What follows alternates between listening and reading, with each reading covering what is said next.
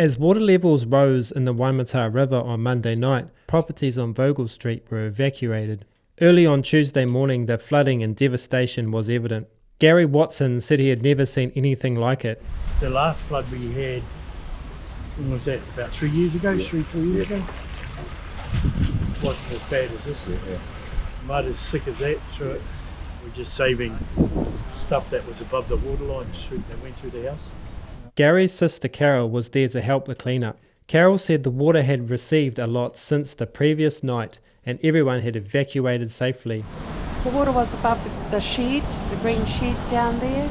Yeah. My brother's in a property down here, they've lost everything, even the big freezer got tipped over, the washing machine, everything. We've got the animals out, they've lost one vehicle, we've got 2 vehicles out. They've just gone to get some kayaks to check the older people's homes over here, hoping to get them some of the stuff that they need from upstairs. Otherwise everything's totally written off. Further along the road, Brenda Jenkin's backyard was underwater, along with the caravan, the jet ski and the Porsche. Oh, it was scary. Like, we had that earthquake, and then just with the wind, the rain, the house was moving. Like I said, I was packing stuff, putting it onto the front deck, because I honestly thought this house was going to go, because it hasn't got great piles at the moment. It came up half, like to the back deck here.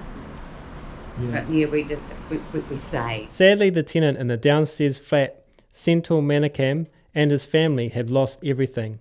The civil engineer said they received the emergency alert around 10 p.m, asking them to evacuate. So I grabbed my kids. I have a 3-year-old and a 5-year-old. I grabbed my kids and took my wife and we moved out to a friend's home. Yeah. Around 2 o'clock, my landlord called me and said the water is rising. The car is inside the water, my car. So I came back. I just saw the house is completely submerged. Yeah. And I definitely know my work laptop, my wife's laptop, my camera, everything is inside. Our fridge, washing machine, most probably everything is. Everything. I think I lost almost everything. Yeah, I have my kids and wife. So.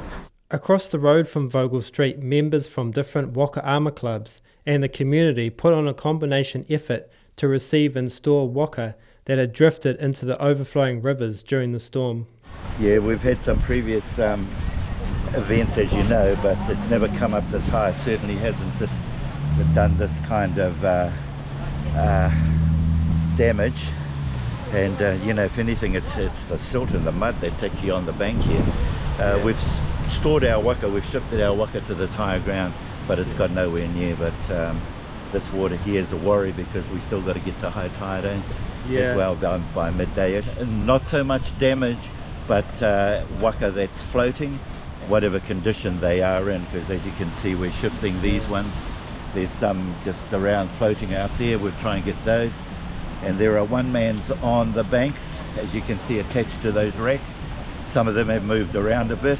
As far as I can see, nothing has actually floated away, but other than floating within this marina enclosure. I think even given that the comms have been down, we haven't been able to ring or anything, but I think people have been anxious and curious about the waka, and so they've come down basically upon that. It was a different story at Anzac Park, where waka was scattered across the park.